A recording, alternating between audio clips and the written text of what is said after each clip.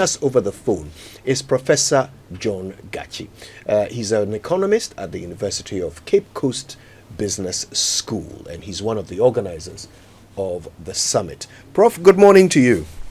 Good morning. Thank you for making the time. I know you're very busy this morning, but tell us how things are shaping up at the conference center. Well, guests are sitting gradually, and at around 9 o'clock, the program will start with the welcome address by the chairman of the planning committee, Dr. Ishmael Yamson. Then after which Dr. K.Y. Amwaku will provide setting the scene, indicating the path to transformation of the economy.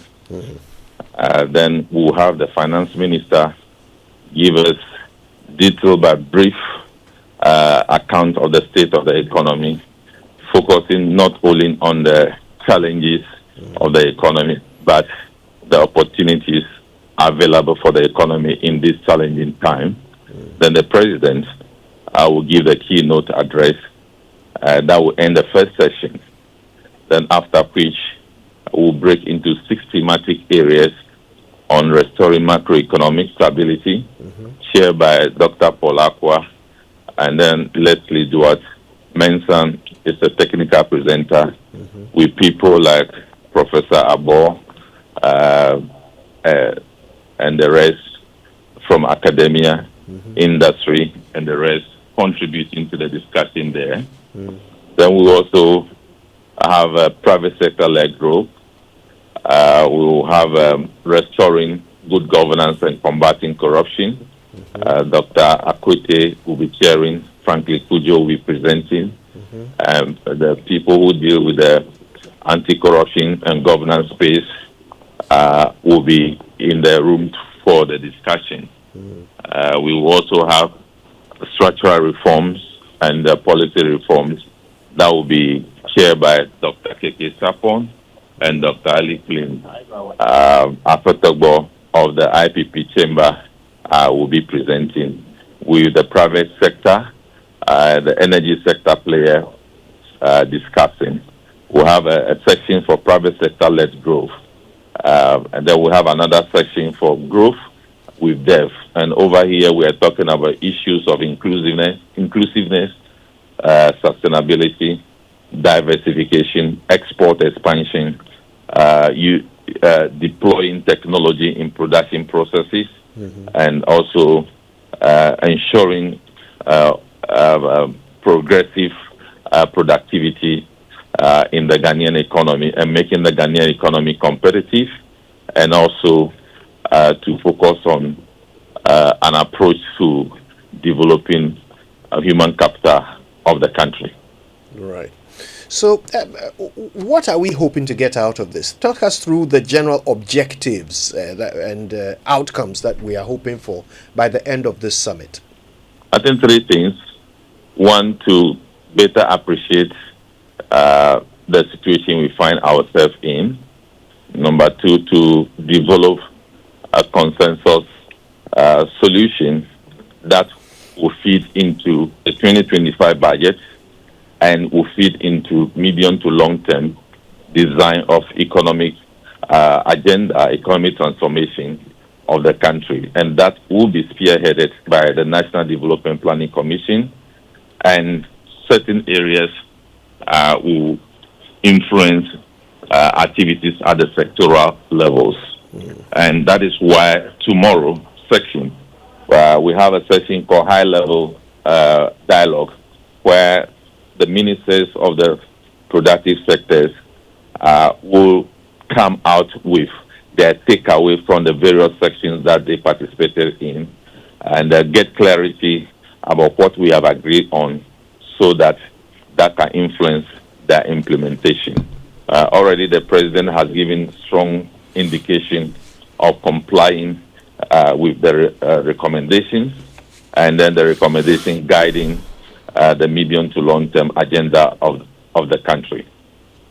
But Professor Gatsi, talking about better understand where we are as a country, the president in the State of the Nation address makes the point that his discovery is indicated we're in a worse position than he anticipated. Is it not clear that we know where we are as a country? Do we still need, as part of the objectives of this dialogue, to explore that?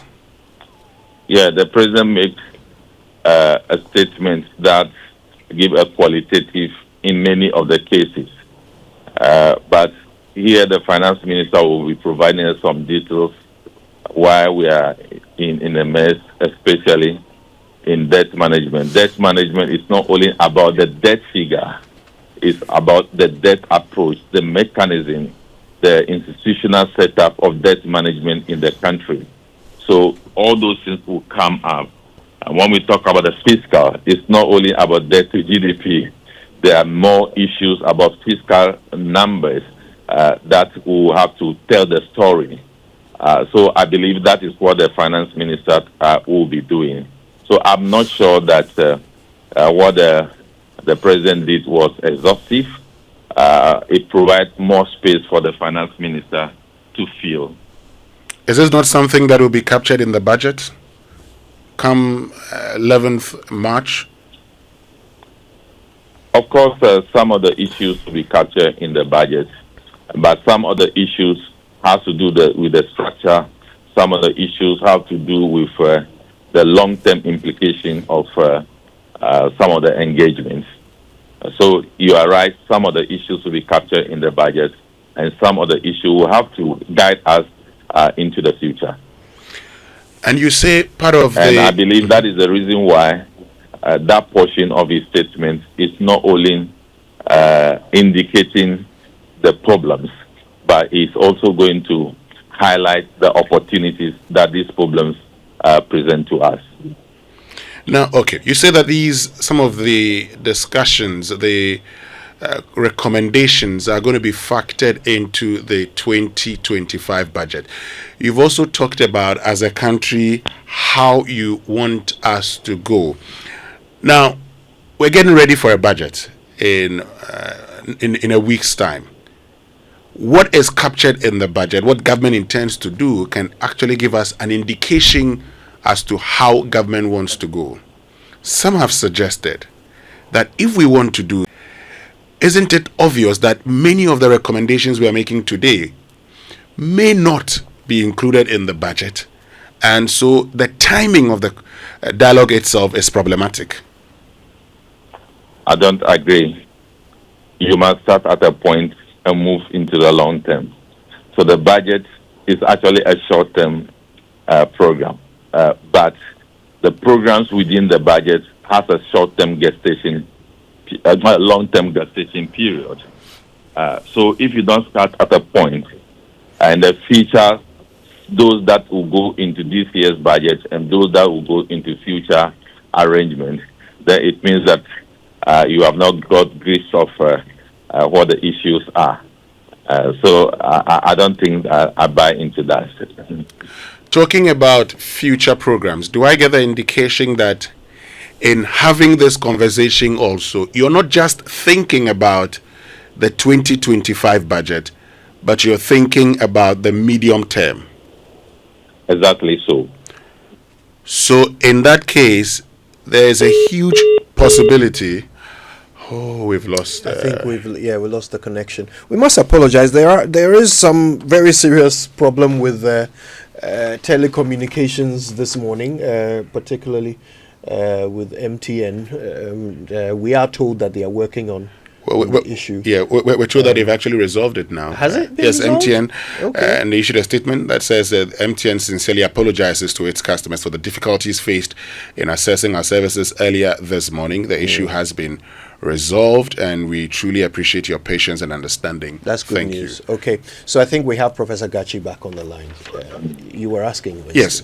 So yes, but so I was asking the question. Now, do I get the implication? Do I get a suggestion that what you're doing now, a lot of the things that you're discussing today may not be included in the 2025 budget? Yeah, I indicated already the part will be included in the 2025 budget, that is sure, and the rest will influence the medium to long term. Okay. And various reports have indicated to Ghana that most of our approaches are short term, and so we don't want to be saddled with this short term approach. We need to focus on the long term, but the long term would definitely will have to start from the immediate term. I listened to the sort of sub-themes for the breakout sessions. Is there one of them that will be dealing in particular with revenue collection and how to, widen the tax net? Yes, all those things and restoring macroeconomic stability. So revenue, we deals with the fiscal, all those things will be discussed that. And some of the new approaches to dealing with some of the fiscal issues will be firmed up over there. For example, it is conceived that we need to take a different approach to the grant of exemptions, for example. So those ideas will be discussed into details there and be firmed up. Now, as a team also, I know that you may have met and taking a position even beyond the planning for this dialogue, you would have taken a position on the state of the Ghanaian economy and what needs to be done. Tell us, as a team planning for this, what your idea about where we are and what needs to be done is. I think my idea at this point should not be relevant. We have planned for people to come and discuss about the economy. Let us wait for them to do the discussion and come out with the recommendation. If not so, I'll be that would not be fair to the dialogue. But Professor Gatsi, you've said that people are coming to share their views. You also be there. You would also, I'm sure you take part in some of the discussions.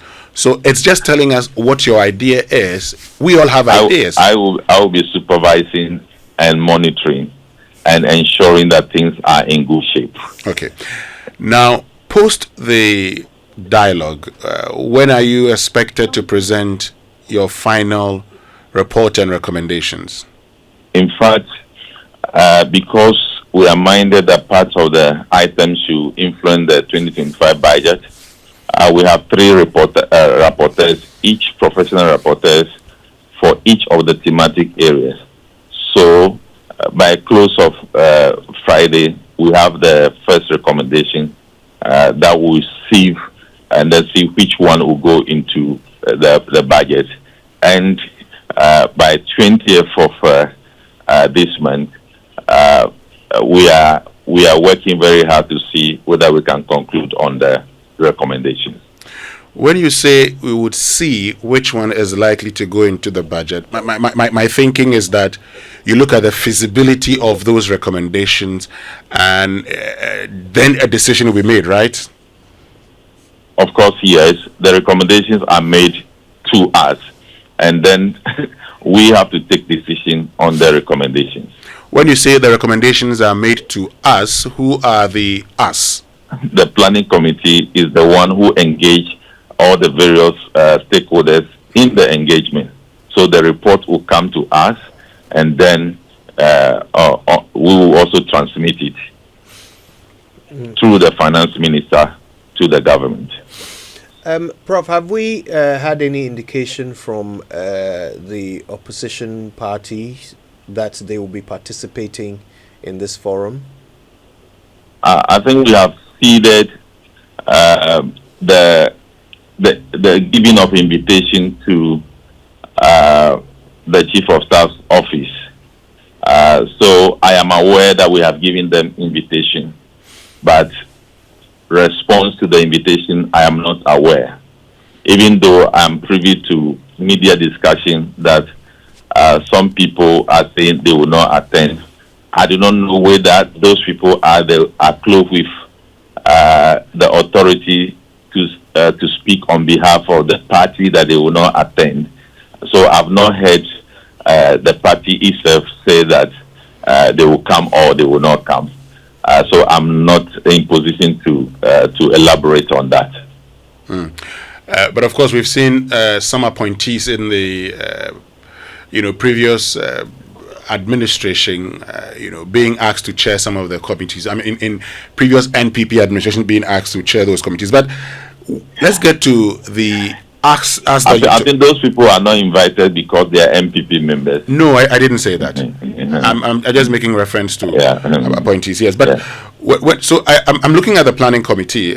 Quick one before we wrap it all up. I know you have to get back to work. Yes, exactly. So you're saying these recommendations will be presented to you, and then when they are presented to you, then you will take a decision on the recommendations you believe should be included in the budget, right? A recommendation is recommendation, and that will be transmitted. It would not include, say, what you agree or what you think should be included in the budget immediately and what you think should be in subsequent budgets? That will be the work of the finance minister. The framework of budget is ready to pick what item to go into the budget. It's just a matter of an hour's decision. And so on Friday, we expect this to be ready, and we expect it to be part of the budget to be read on Tuesday. Yes. Professor John Gatsi, because of your time also, let's get back and have this conversation again. We know that you're busy now. Thank you very much for making time to speak to us. I'm very grateful. All right, that's Professor John Gatsi. He's an economist with the University of Cape Coast's famed and celebrated School of Business.